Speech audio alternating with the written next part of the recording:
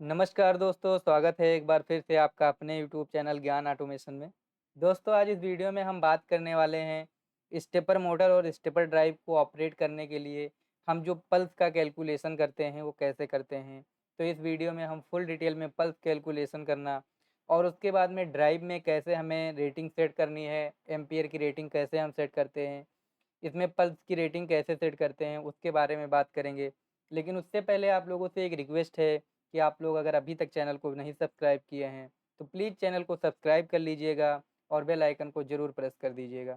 तो आइए अब वीडियो को शुरू करते हैं। दोस्तों, जैसा कि हमारा पिछला 2 वीडियो आ चुका है, जिसमें कि हमने एक वीडियो में आपको स्टेपर मोटर के और स्टेपर ड्राइव के इंट्रोडक्शन के बारे में बताया था। उसके बाद में फिर हमने बताया कि स्टेपर ड्राइव और स्टेपर मोटर को और पीएलसी को, इन तीनों को आपस में कैसे कनेक्ट करते हैं। और आज की वीडियो में हम बताएँगे आपको कि ये सब कनेक्शन करने के बाद में फिर हमें पल्स की कैलकुलेशन भी करना होता है। हमें किस डायरेक्शन में मूव करना है, ये भी डिसाइड करना होता है। ये सारी चीज़ें हम कैसे करते हैं, पल्स का कैलकुलेशन कैसे करते हैं। मुझे उम्मीद है कि यूट्यूब पे शायद कोई ऐसा वीडियो होगा जो कि आपको हिंदी में इतने अच्छे से समझाएगा, क्योंकि मैं भी कभी स्टूडेंट ही रहा था। जब मैंने रिसर्च किया तो इतने अच्छे से हिंदी में समझाने के लिए कोई वीडियो नहीं था। इसीलिए मैंने सोचा क्यों ना आपके लिए एक बेस्ट से बेस्ट वीडियो बनाया जाए और हिंदी भाषा में आपको समझाया जाए कि स्टेपर मोटर में और स्टेपर ड्राइव में हम पल्स की कैलकुलेशन कैसे करते हैं। और ये भी उम्मीद है कि ये वीडियो देखने के बाद में आपको कभी भी कैलकुलेशन में प्रॉब्लम नहीं होगा और ये नोट्स मैं आपको ग्रुप में सेंड कर दूंगा जो कि आपके हमेशा काम आएगा। अगर आपने अभी तक भी ग्रुप को ज्वाइन नहीं किया है तो व्हाट्सएप ग्रुप में ज्वाइन होने के लिए डिस्क्रिप्शन बॉक्स में लिंक दिया गया है, वहाँ से आप ज्वाइन हो सकते हैं। उसमें जितनी भी हमारी वीडियोज आती हैं उसका नोट सेंड कर दिया जाता है। तो अब आते हैं हम टॉपिक पर और सीखते हैं कि पल्स का कैलकुलेशन कैसे करना है। देखिए, ये जो होता है आप स्क्रीन पे देख सकते हैं, ये है आपका स्टेपर ड्राइव। ओके। और ये है आपका स्टेपर मोटर। जो स्टेपर ड्राइव होता है और स्टेपर मोटर होता है, आप ऐसे बोल सकते हो कि बिना स्टेपर ड्राइव के अगर हम स्टेपर मोटर को चलाएं तो नामुमकिन है। ओके। कोई भी चीज़ एकदम से हम नहीं कह सकते कि 100% नहीं होगा। लेकिन एक जो तरीका है हमारा चलाने का, तो अगर मुझे स्टेपर मोटर चलाना है तो हमें स्टेपर ड्राइव लगाना पड़ता है। इससे क्या होता है, बिल्कुल आसानी से हम स्टेपर मोटर को अपने अकॉर्डिंग कितना डिग्री रोटेट करवाना है, कितना पल्स देना है, वो सारी चीज़ें कर पाते हैं। अक्सर आपने देखा होगा जब भी आप स्टेपर ड्राइव को अपने हाथ में लेते हैं तो आपको स्टेपर ड्राइव के ऊपर बहुत सारा टेबल मिलता है। ठीक है, छोटे-छोटे टेबल के बीच में बहुत सारी वैल्यू भी लिखी होती हैं।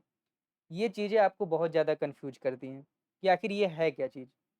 पहले तो सबसे फर्स्ट टेबल की अगर मैं बात करूँ, तो यहाँ पे लिखा है पीके करंट टेबल। मतलब क्या? पीक करंट टेबल लिखा हुआ है। ये पीक करंट टेबल हमें सेट करना पड़ता है और उसके बाद में पल्स और उसके बाद रिवोल्यूशन, पल्स रिवोल्यूशन भी हमें सेट करना पड़ता है। क्या होता है, इसको हम कैसे सेट करते हैं, इसके बारे में समझेंगे। ये जो टर्मिनल होते हैं इसमें, इसके साथ हम मोटर को कैसे कनेक्ट करते हैं, ये बात हमने पिछले वीडियो में आपको बताया था। अगर आपने पिछला वीडियो नहीं देखा है तो आप उसको देखिए, तभी आपको ये सारी चीज़ें समझ में आएँगी। ओके? इधर का जो टर्मिनल होता है इसको कैसे यूज़ करते हैं, इसके बारे में भी मैंने आपको बताया था। आज हम बताएँगे कि इसमें जो स्विच होता है, स्विच 1, 2, 3, 4, 5, 6, किसी-किसी में 8 और 9 स्विच देखने को मिलते हैं। तो ये स्विच किस काम में होता है, क्योंकि अक्सर आप लोगों को क्या होता है कि जब आप स्विच की सेटिंग करते हैं तो बहुत ज़्यादा कन्फ्यूजन होता है। बिल्कुल भी कन्फ्यूजन नहीं होगा आज के बाद में। पहले आपको समझना है कि ये स्विच की सेटिंग कैसे करते हैं। जैसे कि अगर मैं 1 एम्पीयर की बात कर लूँ तो यहाँ पर दिया हुआ है 0.3 एम्पीयर। ओके। ये जो 0.3 एम्पीयर दिया हुआ है और इसकी आरएमएस वैल्यू 0.21 एम्पीयर दिया हुआ है। अगर यहाँ पे देखोगे तो ये on, switch 1 on, switch 2 on और स्विच 3 ऑन दिख रहा है। इसका मतलब ये है, अच्छा ये एम्पीयर और ये आरएमएस आपको मिलेगा कहाँ से? जब भी आप स्टेपर मोटर को देखोगे तो स्टेपर मोटर में एक नेम प्लेट लगा होता है जिसमें मोटर की डिटेल दी हुई होती है। अगर मान लो मोटर का फुल डिटेल उसमें नहीं दिया हुआ है, तब आपको क्या करना है?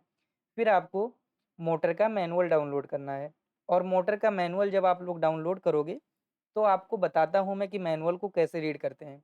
अभी हमने स्टेपर मोटर का एक मैनुअल डाउनलोड किया है और जब आप मैनुअल डाउनलोड करोगे तो इस तरीके से कुछ मैनुअल डाउनलोड होकर के आ जाएगा स्टेपर मोटर का। अब आपके पास कौन-सा मॉडल नंबर है वो आपको मॉडल नंबर लिखना है। अभी जैसे मैंने कोई एक नॉर्मली मैनुअल डाउनलोड कर लिया, इसको मैंने डाउनलोड किया है गूगल क्रोम से। ओके, अब जब आप इसको ओपन करोगे तो जितनी भी मोटर की इन्फॉर्मेशन है, आपको स्टेपर मोटर का जितना भी इन्फॉर्मेशन है वो सारी चीज़ें आपको यहाँ इस मैनुअल में पता चल जाएगा। ओके, अब हम बात करते हैं एम्पियर की। मान लो मुझे मोटर का एम्पियर पता करना है, तो अगर आप इसमें थोड़ा सा नीचे आओगे डिस्क्रिप्शन में, तो यहाँ पे आपको सेफ्टी नोटिस दिया हुआ है, सिस्टम ओवरव्यू दिया हुआ है, ठीक है।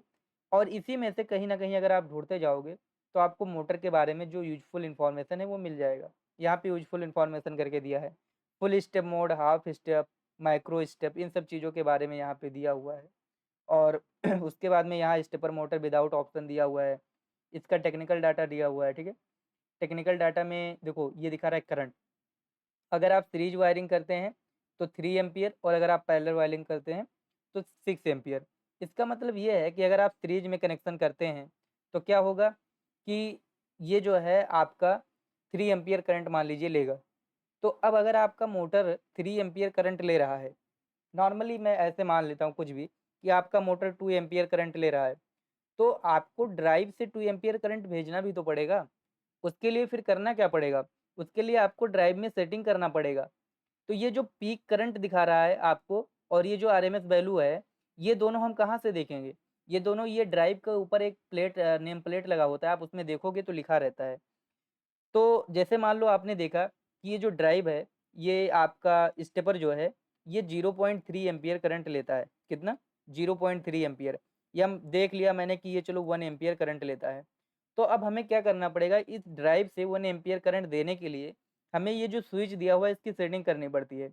तो आपको करना क्या है कि यहाँ पर आप देखोगे तो 1 एम्पियर किस सेक्शन में है, 1 एम्पियर आपको यहाँ पर इस सेक्शन में दिख रहा है। तो 1 एम्पियर का मतलब आपको अब क्या करना है, स्विच 1 को क्या करना है, ऑफ करना है, स्विच 2 को क्या करना है, ऑफ करना है, और स्विच 3 को क्या करना है, ऑन करके रखना है। मतलब अगर आप स्विच 1 और स्विच 2 को ऑफ करके रखते हो और स्विच 3 को ऑन कर देते हो, तो इसका मतलब अभी आपकी ड्राइव जो है वो 1 एम्पियर करंट पे सेटिंग हो चुकी है।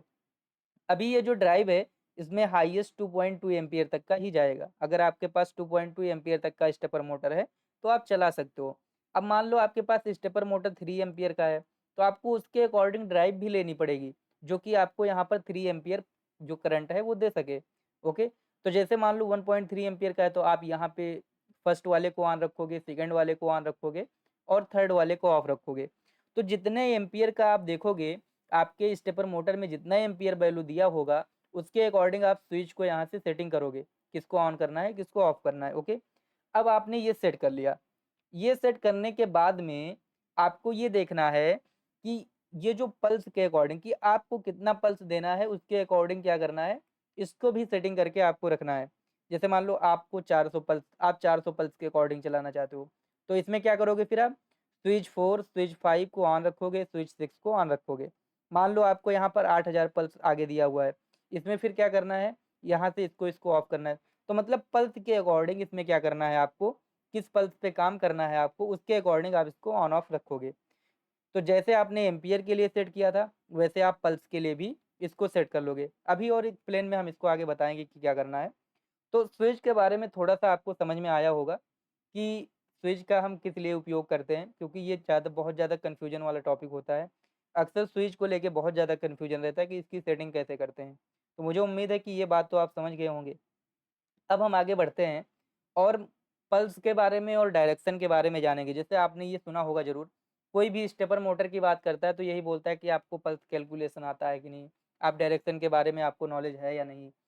तो आज ये दोनों बातें मैं आपको क्लियर कर दूंगा। देखो, जो स्टेपर मोटर होता है उसमें पल्स और डायरेक्शन की जो कैलकुलेशन की जाती है, ओके, वो उसकी दिशा को नियंत्रित करने के लिए किया जाता है। आप ऐसे बोल सकते हो मोटर की गति जो होती है ना, उसकी दिशा को नियंत्रित करने के लिए जाता है। जैसे मोटर का जो पल्स होता है और मोटर के लिए जो डायरेक्शन होता है, पल्स और डायरेक्शन ये दोनों की बहुत बात आती है जब भी हम सर्वो पे काम करते हैं, स्टेपर पे काम करते हैं, इनकोडर में भी हम बात करते हैं, तो पल्स का जरूर बात आएगा। पल्स और डायरेक्शन, तो पल्स क्या चीज़ है, डायरेक्शन तो सभी को पता है कि कोई चीज़ अगर क्लॉक वाइज घूम रही है या एंटी क्लॉक वाइज घूम रही है, आप बोल सकते हो फॉरवर्ड घूम रहा है या रिवर्स घूम रहा है।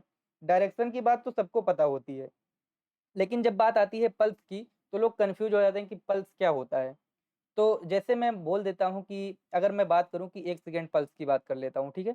1 सेकंड पल्स की अगर मैं बात करूँ तो इसमें क्या होगा, या 1 सेकंड पल्स नहीं बोलते हैं, इसको बोलते हैं 1 क्लॉक पल्स। ओके, तो अगर मैं 1 क्लॉक पल्स की बात करूँ, तो 1 क्लॉक पल्स का मतलब ये है कि ये 1 सेकंड में ऑन भी होगा और ऑफ भी हो जाएगा। इसके बीच का जो इंटरवल टाइम होगा वो कितना होगा, मतलब ये क्या रहेगा, 0.5 तक ऑन रहेगा और 0.5 तक ऑफ रहेगा।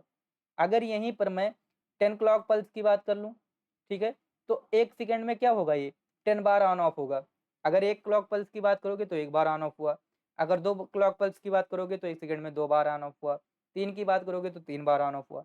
तो क्लॉक पल्स का यही मतलब होता है कि जैसे 1 क्लॉक पल्स है तो ऑन हुआ 1 सेकंड में और ऑफ हो गया। ओके, क्लॉक पल्स की बात भी समझ में आई होगी, क्योंकि क्या होता है, जो डिजिटल सिग्नल होता है वो हमारा 0-1 के फॉर्म में चलता है, मतलब on off on off on off इस फॉर्म में चलता है। तो इसी को हम लोग क्लॉक पल्स बोलते हैं, इसी को हम क्लॉक पल्स बोलते हैं। तो अब मैटर करता है कि 1 सेकंड में कितना क्लॉक पल्स आप देते हो। ओके, तो पल्स भी समझ में आया होगा, डायरेक्शन भी, ये दोनों बात समझ में आया। तो जो स्टेपर ड्राइव होता है उसमें पल्स और डायरेक्शन जो होता है मोटर की गति और उसकी दिशा को नियंत्रित करने के लिए यूज किया जाता है। ओके, स्टेपर मोटर का जो मूवमेंट होता है वो भी पल्स और डायरेक्शन सिग्नल के आधारित होता है। ओके, अब हम बात करते हैं, थोड़ा सा और आगे बढ़ते हैं इसमें, और आगे बढ़ने के बाद में हम बात करते हैं कि पल्स और डायरेक्शन किस किस काम में लिया जाता है। तो देखो, पल्स का मतलब होता है स्टेप सिग्नल। जैसे आप देखोगे तो स्टेपर के अंदर एक ऐसे मूवमेंट प्लेट लगी होती है। तो स्टेप सिग्नल का मतलब ये हुआ, इसमें छोटे छोटे होल होते हैं, ये जो स्टेपर के लिए प्लेट लगी होती है इसमें होल होते हैं। इसके बारे में मैंने बहुत अच्छे से बहुत एक्सप्लेन करके जो फर्स्ट वीडियो में मैंने इंट्रोडक्शन दिया था उसमें बताया था। तो क्या होता है कि अब यहाँ से एक स्टेप लेने में इसको कितना टाइम लगता है और इसके बीच का एंगल कितना है, उसी को हम स्टेप एंगल बोलते हैं। ठीक है, तो स्टेप एंगल का मतलब स्टेपर मोटर को घुमाने के लिए ड्राइव के दिए गए इलेक्ट्रिकल पल्स स्टेपर मोटर को स्टेप बाय स्टेप आगे बढ़ाते हैं और एक पल्स मोटर को सॉफ्ट को स्टेप बाय एंगल के बराबर घुमाता है। तो बस सीधा सीधा मतलब ये समझना है कि जो हमारा पल्स होता है ये क्या करता है, स्टेप एंगल के अकॉर्डिंग काम करता है, कि कितना पल्स दोगे तो कितना स्टेप वो आगे जाएगा। इसी को हम लोग पल्स कैलकुलेशन बोलते हैं कि हाँ, हमने 400 पल्स दे दिया, तो हो सकता है 400 पल्स में वो 90 डिग्री मूव करे, हो सकता है 400 पल्स में वो 80 डिग्री मूव करे। ये कैलकुलेशन बहुत ज़रूरी होता है, तभी आप समझ पाओगे कि हम ड्राइव को कितना अपने पल्स देंगे तो हमारा मोटर कितना रोटेट होगा। बाकी डायरेक्शन की बात है, तो अगर डायरेक्शन आपको चेंज करना है तो पहला ऑप्शन ये है कि ये जो ए प्लस और बी प्लस बी माइनस होता है, अगर इन दोनों की वायर आपस में चेंज कर दोगे तो भी डायरेक्शन चेंज हो जाएगा। बाकी अगर आप देखोगे तो यहाँ पे एक डायरेक्शन का पॉइंट दिया हुआ है, जब इस पर सिग्नल आता है तब भी क्या होता है, मोटर की डायरेक्शन चेंज हो जाती है। पल्स और डायरेक्शन के बारे में बहुत अच्छे से आपको समझ में आया होगा। अब हम थोड़ा सा स्टेपर मोटर के स्टेप एंगल के बारे में समझते हैं। ओके, तो स्टेपर मोटर का स्टेप एंगल आपको मिलेगा कहाँ पे, ये बहुत इंपॉर्टेंट बात है, क्योंकि अगर मैं ऐसे नॉर्मली बता दूं तो आप बोलोगे सर आप एंगल कहाँ से पाएँ, मैं कहाँ से ढूंढूंगा कि इसका एंगल कितना है। तो सीधी सी बात है, किसी भी स्टेपर मोटर का अगर स्टेप एंगल आपको समझना है तो आप उस मोटर का मैनुअल डाउनलोड करोगे। वैसे तो ऊपर जो नेम प्लेट होता है उसमें लिखा रहता है, बट अगर उसमें नहीं लिखा है तो आपको करना क्या है कि आपको इसका मैनुअल डाउनलोड करना है। जैसे ये मैनुअल मैंने डाउनलोड कर लिया, और मैनुअल डाउनलोड करने के बाद में आपको सर्च करना है। तो मैं यहाँ से सर्च करता हूँ और लिखता हूँ स्टेप एंगल। ठीक है, और जैसे मैंने स्टेप एंगल लिखा तो आप देख सकते हो कि ये जो मैंने मैनुअल डाउनलोड किया है ये 1.8 डिग्री इसका स्टेप एंगल दिखा रहा है। मतलब क्या कि ये 1 सेकंड की अगर मैं बात करूँ तो 1 सेकंड में ये 1.8 डिग्री मूव करेगा। टोटल तो पूरा रोटेशन होने में 360 डिग्री का होता है। तो अगर मैं एक पल्स की बात करूँ तो एक पल्स में क्या होगा, ये 1.8 डिग्री मूव करेगा। ठीक है, तो अगर मुझे, आप ऐसे खुद से समझो बिल्कुल आसानी से, कि अगर ये एक पल्स में 1.8 डिग्री मूव हो रहा है, ठीक है, कितना, 1.8 डिग्री पर, तो ये कितना हो गया, 200 स्टेप पर रेवोल्यूशन हो जाएगा। ठीक है, कहने का मतलब अगर आप समझो कि 1.8 डिग्री है तो 360 डिग्री के फुल रोटेशन के लिए कितने पल्स की जरूरत होगी, 200 पल्स की जरूरत होगी। कि मतलब अगर आप इसको 200 पल्स दोगे, आप कितना पल्स दोगे, 200 पल्स दोगे, तो ये पूरा एक 360 डिग्री मूव करेगा। यहीं पर अगर आप इसको मान लीजिए, इसका स्टेप एंगल कितना होता है, 0.9 डिग्री होता, तब आप कितना पल्स देते, तब आप अगर 400 स्टेप पर रेवोल्यूशन पल्स देते, मतलब 400 पल्स देते आप, तब ये पूरा 360 डिग्री रोटेट करता। तो ये आपको कहाँ मिलेगा, ये आपको मोटर के ऊपर लिखा हुआ मिल जाएगा। अगर वहाँ नहीं मिल रहा है तो आपको मैनुअल में जाना है।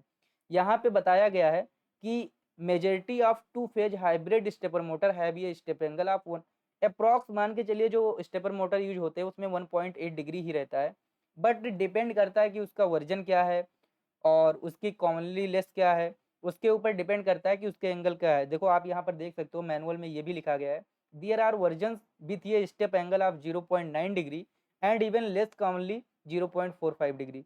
तो डिपेंड ये करता है कि मोटर का वर्जन क्या है, मोटर का मॉडल क्या है, जो अपना स्टेपर मोटर है उसके अकॉर्डिंग ये डिपेंड करता है कि उसके बीच का स्टेप एंगल कितना होगा, लेकिन नॉर्मली 1.8 डिग्री होता है। तो अगर 1.8 डिग्री है तो इसका मतलब जब आप 200 पल्स देंगे, 200 स्टेप पर रेवोल्यूशन देंगे तो क्या होगा, ये पूरा मतलब पूरा 360 डिग्री मूव करेगा। अब बात करता हूँ कि डिग्री को कैसे पता करें। जैसे हमने स्टेप को समझ लिया कि स्टेप क्या चीज़ हुआ, हमने ये देखा कि हाँ स्टेप एंगल इतना 1.8 डिग्री है, तो अगर मैं पूरा 200 पल्स दूंगा तो पूरा 360 डिग्री मोटर हमारा रोटेट हो जाएगा। ये बात तो इतना समझ में आया। अब आगे थोड़ा सा बढ़ते हैं और समझते हैं कि डिग्री कैसे निर्धारित करें, ठीक है। तो अब जैसे कि अगर मान लो आपको स्टेपर मोटर को कितने डिग्री मूव करवाना है, जैसे कभी कभी प्रोग्रामिंग होता है कि एक स्टेपर मोटर है, उसको मुझे क्या करना है कि जब यहाँ से उसको मैं मूव करवाना शुरू करूँ तो ये मूव करते करते करते करते करते ये सिर्फ और सिर्फ 90 डिग्री मूव होना चाहिए। कितना डिग्री, 90 डिग्री। तो अब अगर आपको 90 डिग्री मूव करवाना है तो आप कैसे मूव करवाओगे, आपको ये पता है कि स्टेप एंगल कितना है, स्टेप एंगल 1.8 डिग्री है।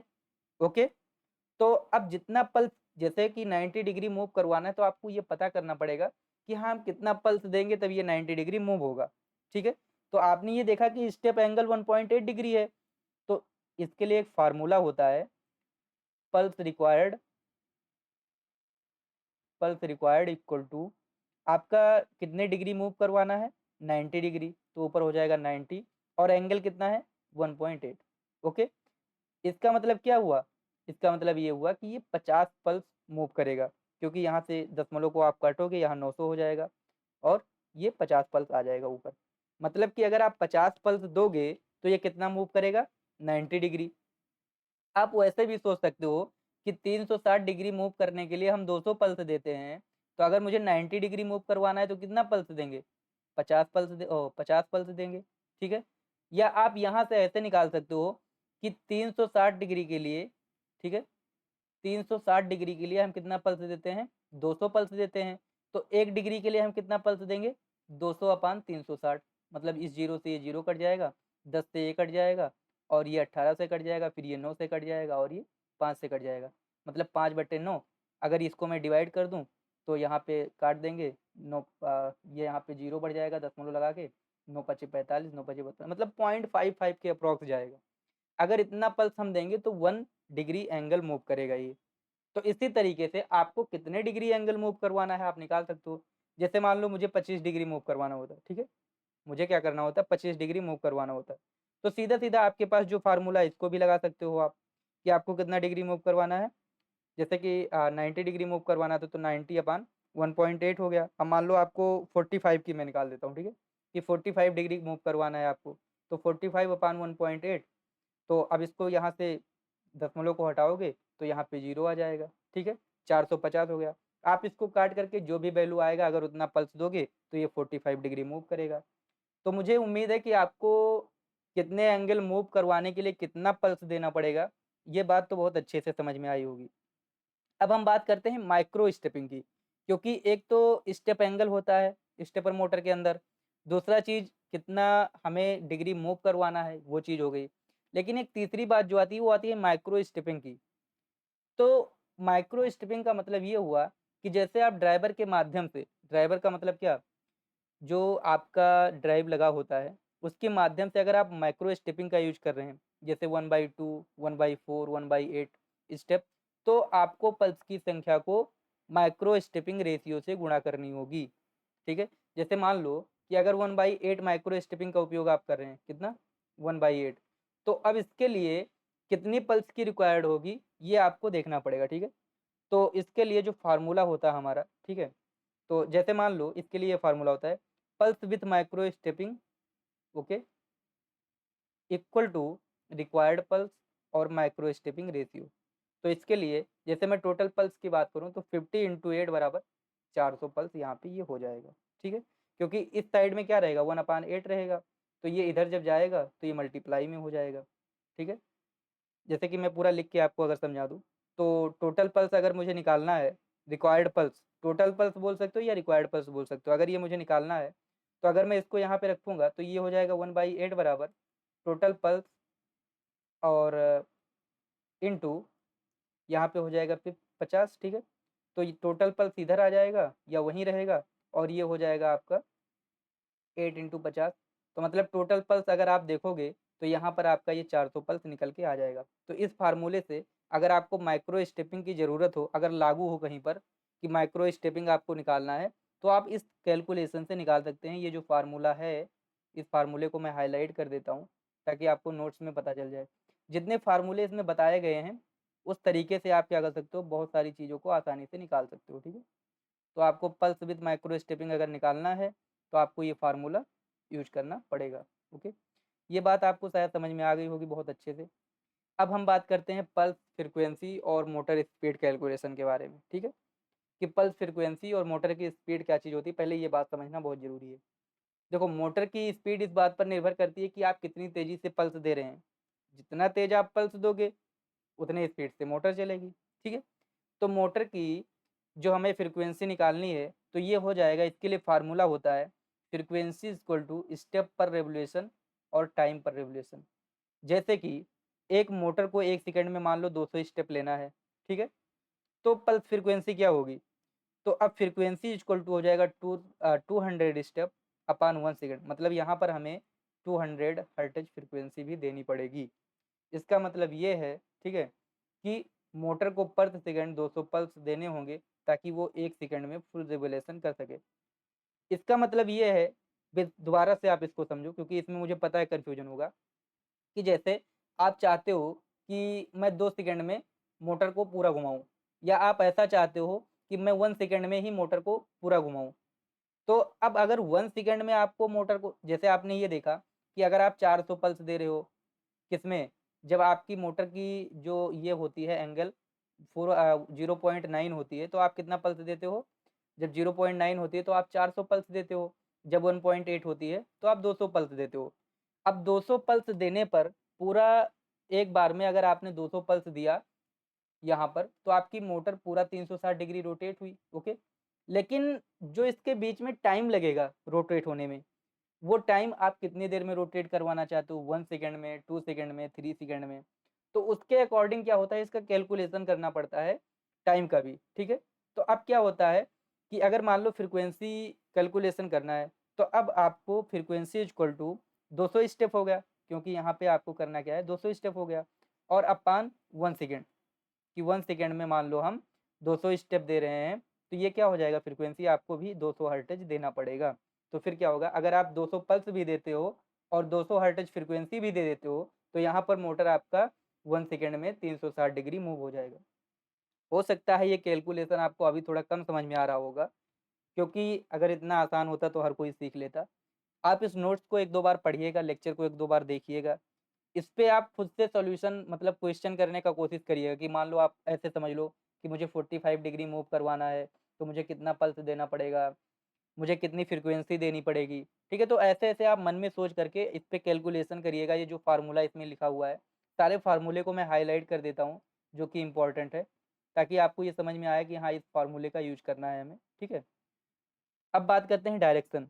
तो डायरेक्शन के लिए जो मैंने बता ही दिया कि जो हमारा ए प्लस और ए माइनस और बी प्लस बी माइनस, एक तरीका ये है कि आप वायर चेंज कर दो तो डायरेक्शन चेंज हो जाएगा।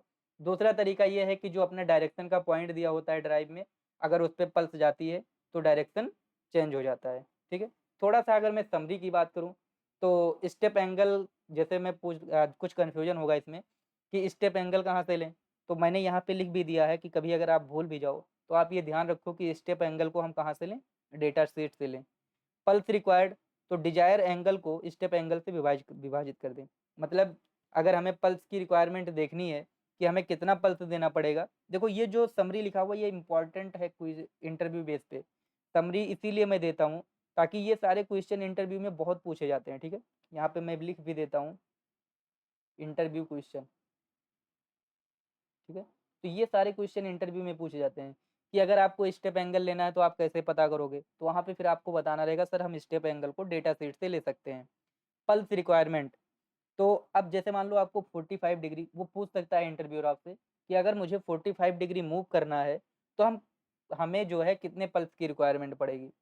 माइक्रो स्टेपिंग अगर है तो मुझे माइक्रो स्टेपिंग से कैसे कैलकुलेट करना है, फ्रीक्वेंसी क्या चीज़ है। तो ये सारी बात मैंने समरी में लिख दिया है। आप इस नोट्स को पढ़िएगा, इस वीडियो को आप एक बार दो बार देखिएगा, क्योंकि देखिए अगर स्टेपर ड्राइव और सर्वो मोटर का पल्स कैलकुलेशन करना, सारी चीज़ें समझना इतना आसान होता तो अब तक हर कोई सीख चुका होता। तो मैंने हिंदी में बहुत ही आसान भाषा में समझाने का कोशिश किया है। पूरे यूट्यूब पे आपको ऐसा वीडियो नहीं मिलेगा, ये मेरी गारंटी है। तो मुझे उम्मीद है कि जितना मेहनत मैंने किया है आपको ये वीडियो पसंद आया होगा। आप लोग काफ़ी प्यार और सपोर्ट दे रहे हैं, मुझे उम्मीद है कि ऐसा प्यार और सपोर्ट बना रहेगा। तो आज का वीडियो यहीं तक, मिलते हैं आपको नेक्स्ट वीडियो में, जिसमें हम आपको प्रोग्रामिंग करना सिखाएँगे, क्योंकि उम्मीद है कि जहाँ तक थ्योरी का जितना भी पोर्शन है, वो हो चुका है। बट अगर आप लोगों को कुछ सस्पेंस है कि कुछ अभी थ्योरी में छूट रहा है, तो आप वीडियो में कमेंट करिएगा, वो चीज़ भी मैं कवर कर दूँगा और फिर आपको प्रोग्रामिंग करना सिखाऊँगा कि स्टेपर मोटर और स्टेपर ड्राइव के साथ हम पीएलसी से कैसे प्रोग्रामिंग करते हैं और फिर हम अपने प्रोग्रामिंग वाले स्टेप पे पहुँचेंगे, वहाँ सारी चीज़ें सीखेंगे। तो आज का वीडियो इतना ही। जय हिंद, जय भारत।